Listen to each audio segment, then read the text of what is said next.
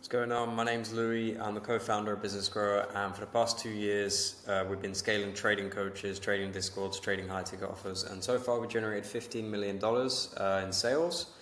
And if I was to start trading Discord today, this is the daily routine that I would do. This is all I would do, rinse and repeat every single day to grow my business. So we've got some super in-depth stuff here. This isn't just, do this, do that. This is explaining the actual concepts behind why you need to do what you need to do, how it works, what you should do, and shifting your beliefs so that you can do it at the best of your ability.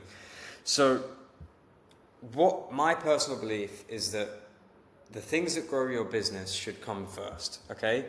And everything else, like fucking around with because you can get lost all day replying to people in Discord and replying to your customers, and you can get lost all day doing that. You should do it, but if you do it first thing in the morning, sometimes you can get really distracted and just end up not doing the things you need to do to grow your business. So for me, my opinion, and I got this from Dan Martell, my opinion is that you should wake up and don't check messages or social media, ideally. Obviously, we're humans.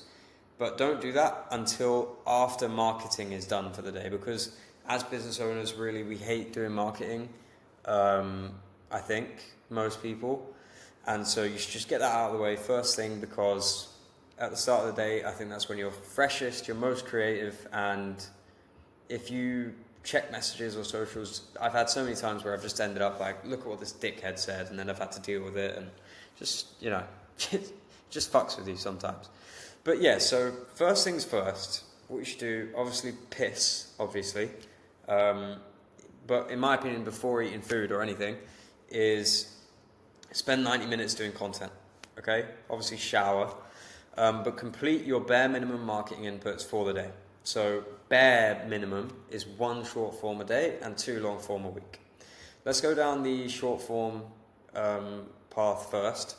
So what I would probably do if I was starting from scratch, or even now what I still do, is I'll try and find hooks from people that have worked in the past, because social media is the only space where you just don't really get punished for just letting people test shit for you and then just stealing it from them shamelessly.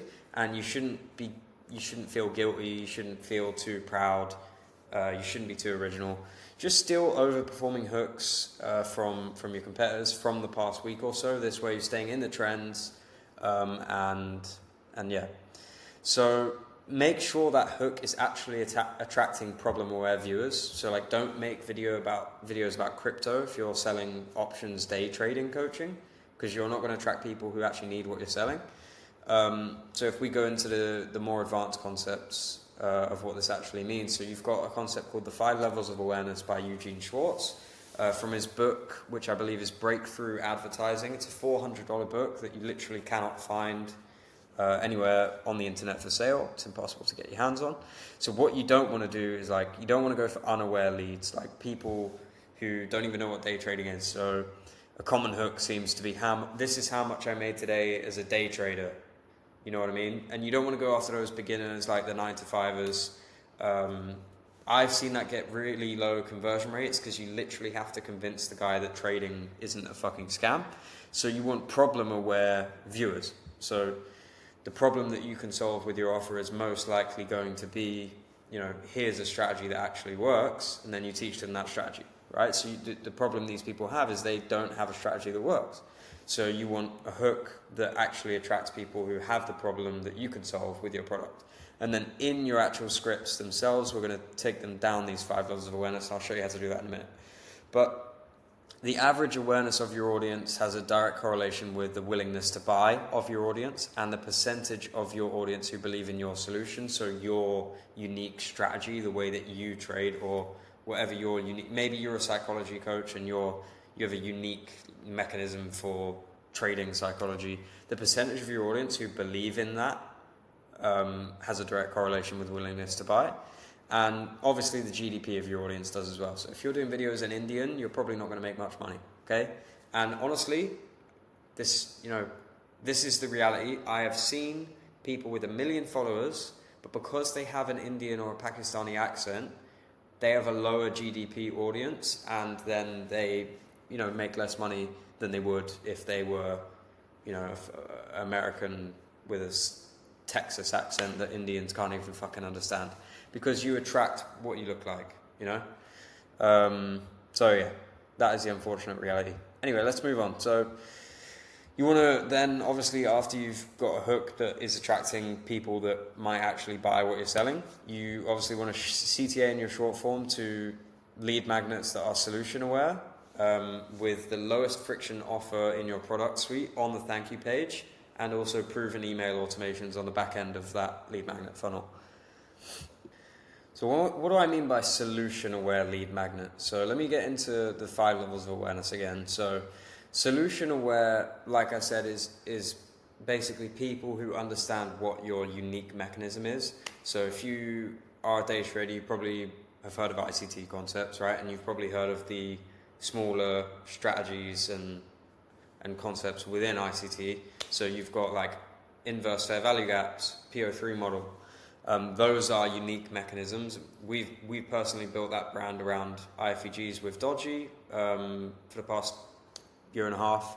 That's worked quite well. So what we try and do is build a brand around a unique mechanism, which is your solution in Eugene Schwartz's language. So basically, in our script, once we've got the problem-aware hook, we want the rest of our scripts to take them from problem-aware down to solution-aware, and then we're going to use the funnels, the pages, the copywriting, the emails to take them from solution-aware to product-aware. So a solution-aware lead magnet would be a PO3 checklist. Okay, so this is what the PO3 model is on one-page PDF. This is the checklist for it. Not what is PO3, like what is the PO3 model. It's because your video is teaching them what the PO3 model is. So the whole thing here is trying to make people confident in the way that you trade, make them confident that they can make it work for themselves, and then they will want to learn it, okay? It's not making them think, oh, this guy's got a Bugatti Chiron, he obviously is fucking rich, clearly I need to steal whatever he's doing, and it's the only way I'll get rich. That's really hard to do, So building a brand around your unique mechanism and then moving people through these 5 levels of awareness. And then obviously you're going to CTA with ManyChat to lead magnet funnel, and then on the thank you page you're just going to pitch them your lowest friction offer. You're not going to pitch them like, fucking apply for my mentorship, because if they've seen one reel, they probably aren't going to fill out a 15-minute type form and hop on a 1-hour sales call. You're probably just going to get the lowest intent leads. So you really want the lowest friction offer so that you can warm those leads up, get your 7-11 4 in, and then you can go for something big, high ticket down the line. So let's cover the YouTube long form side of this. So bare minimum 2 YouTube long form a week. Me and Andy, who are the co-founders of the Business Grower, we personally try, obviously we're humans, but we personally try and do 1 YouTube long form per day each. So he's out there recording one right now, and I'm in here recording mine. We try and post 1 every single day. It's absolutely huge for, like I said, those 7-11 4s. If you don't know what that is yet, I'll get into that in a second. So for your YouTube long form, 2 per week bare minimum. What I would do when I sit down to think of the packaging, so the thumbnail and the title, is I would just go on competitors. So for me, Alex Hormozy, Ravi Abivala, people with, just sort of like grow your business type content, right? Ideally more technical, because I want sophisticated leads. But for you, it's going to be probably not Mamba FX, day in the life of a trader. It's probably going to be Casper SMC if you're an ICT trader, maybe like Jade Cap, maybe like, people, maybe creators that you learn from as well, right? Because you're probably going to go after the same avatar that the people you learn from are going after. So go and study their content. There's a YouTube, or there's a Google Chrome add-on called vidIQ. And what that lets you do is that lets you see the outlier score of YouTube videos on someone's channel. So to what degree did this video outperform their average views? So if someone's average views is 5k views and you see a video that got 50k views, rip off the thumbnail, rip off the title, and then do it yourself. Okay, that's the process for YouTube.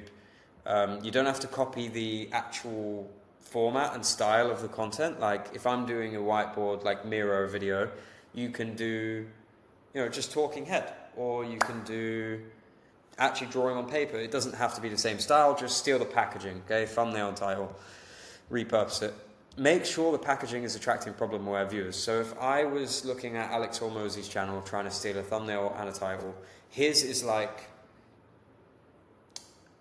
15 years of marketing advice in 20 minutes. I would want to adapt that to trading Discord owners because that's the avatar I'm going after. I don't want titles that are so broad that I'm then competing with like literally Andrew Tate because I'm not going to win. I want obviously to niche it down. So if you were to go and look for a title and a thumbnail, you wouldn't want to, if you see one that got 500k views and it was how to, or beginner to 100k a month day trader in 30 days, just copy me on the thumbnail.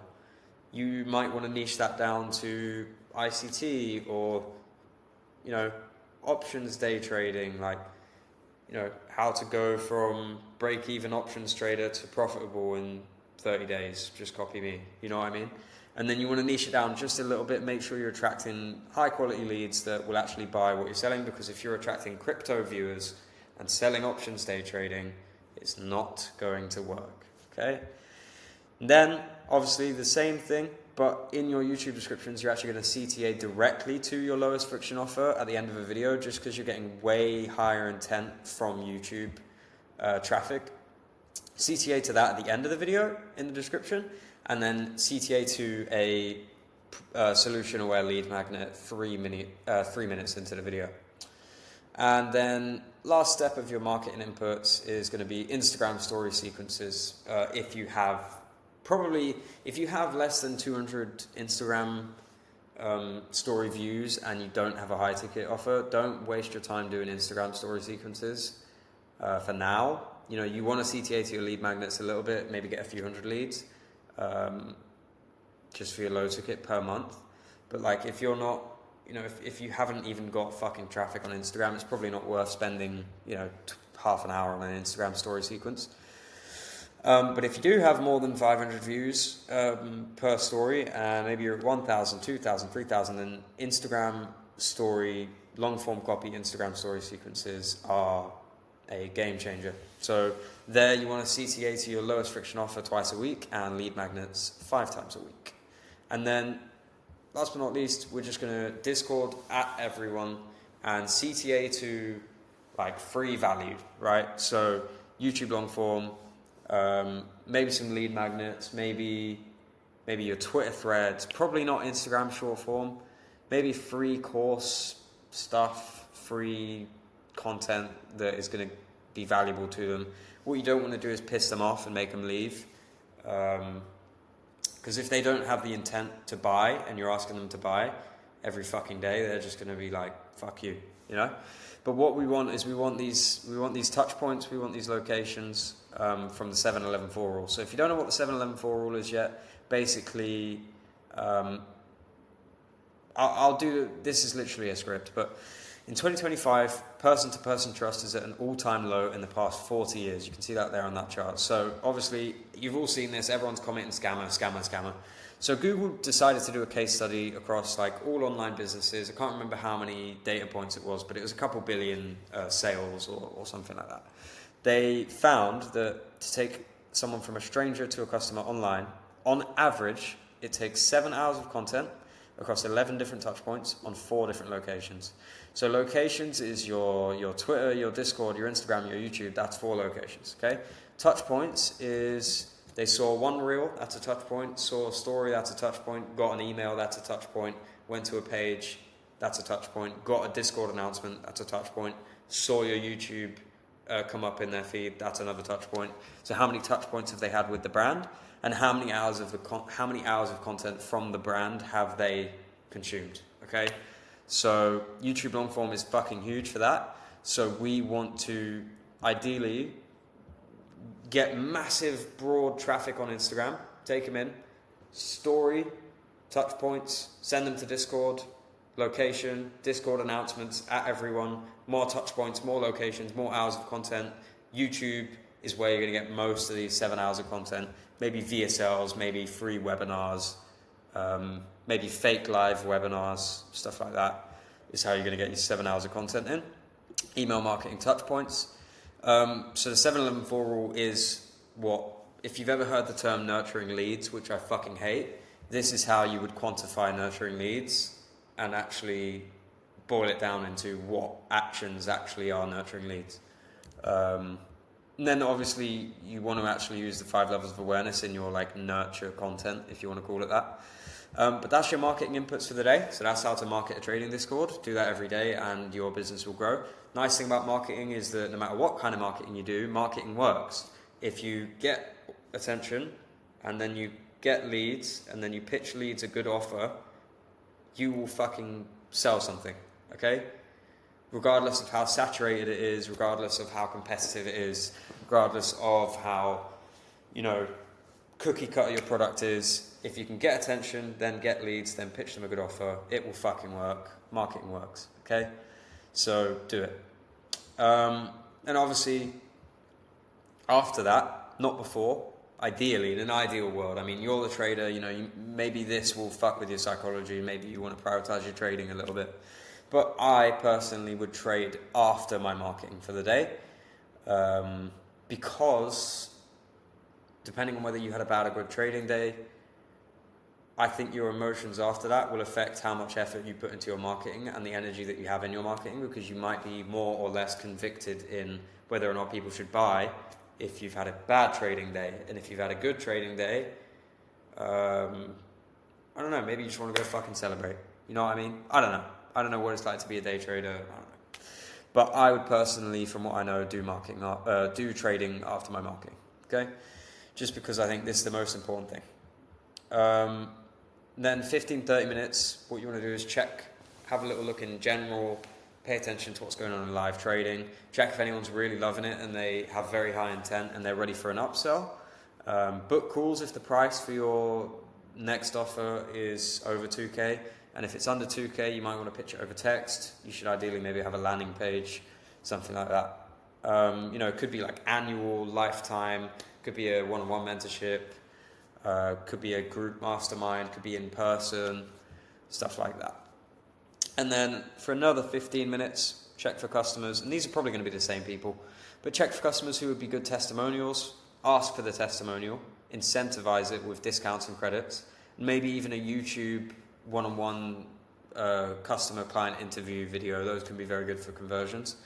And then those are your actions which grow your business. There's probably some more stuff that I'm forgetting. And then anything outside of that is not going to grow your business, and it's probably a waste of time relative to actually doing your fucking marketing and upselling people. Okay, so 5 minutes, check disputes on WAP, complaints, refund requests. Obviously, we do want to solve those, and we do want to do ethical business. And if people want a refund, if they deserve it, then they should probably get it. And maybe even if they don't deserve it, if it wouldn't be that big of a deal, you should probably just do it anyway.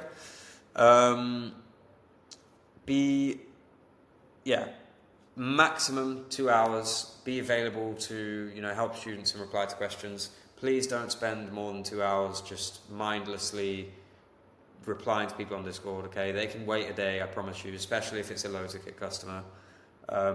And people, you do have a responsibility to them, but if you spend 3, 4, 5, 6 hours a day doing that, you won't have time to actually work on your business. Okay, maybe you've got a VSL that needs recording, maybe you've got some other projects you need to work on, maybe you're building an indicator, maybe you've got stuff that you need to do to actually make more money, and you aren't enslaved to these people for 12 hours a day just because they paid you $75. Okay. We do want to help them, and I'm not saying, please don't scam people, please care about your customers, but do that after you've done the work you need to do to grow your business, okay? Because otherwise you won't grow your business, and that's what you want to do.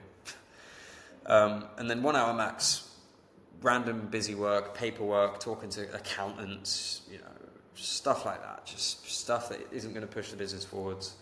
Don't spend more than an hour on that shit. And like I said, like, we only got the bare minimum done here. And so you still want time to do ideally 1 YouTube long form per day. Ideally 3 reels per day, right? So just do the maths. How much time will that take? And personally, you're competing for attention. Okay, you've got people you're competing with, and if you're going to let yourself be outworked, there's people posting 10 reels per day. I've seen accounts of people posting 10 reels per day. If you think that you deserve the same level of growth as that person, I think that's arrogant, and I think that's ignorant. So do more than the bare minimum and compete for attention and make your content better than the next guy so that you can get more views. And then after all of that, then it's time to do your back testing, do your whatever the fuck you guys do, But I think that for you, if you want to build wealth and you want to build financial freedom, marketing and sales is going to get you there quicker than day trading, okay? Obviously, if you're not a profitable trader, don't run this business because you're an absolute scammer and that's unethical. You do obviously need to be a profitable trader. But if you want, 7 figures under management, maybe even 8, you won't get there doing it. You won't get there day trading, okay? You'll get there through entrepreneurship and marketing and sales because, the cash flow that you can get from day trading, like the average profitable day trader isn't making 100K a month, like gross income, like personal income. It's probably a lot less, probably 2, 3, 4, 5K a month. Even if you're doing 20K a month, that isn't enough cash flow to get financial freedom. Financial freedom is obviously defined as what amount do you need invested into something at 4% a year to live off the 4%. That is how I would define financial freedom, okay? And for the life that I want, that number is $150 million. And if you account for inflation, by the time I get that, I'm probably going to be 50. Okay, I'm 23 right now. That will probably be 300 million to get the lifestyle that I want for me, my wife, my kids, my other family, my dad, my parents, my sisters, brothers, whatever. It's going to be 300 million probably, in 2050. So to get that, like for you, it's probably going to be 3, 4, 5 million, maybe 10. To get that, you can't do it day trading. So yeah, you do need to prioritize your marketing and sales, even if this is your comfort zone. So yeah, thanks for watching. I hope that was helpful, and I hope you actually do it, because if you do, your life will be better. So yeah, thanks for watching, and watch the rest of the channel if you want to grow your trading offer.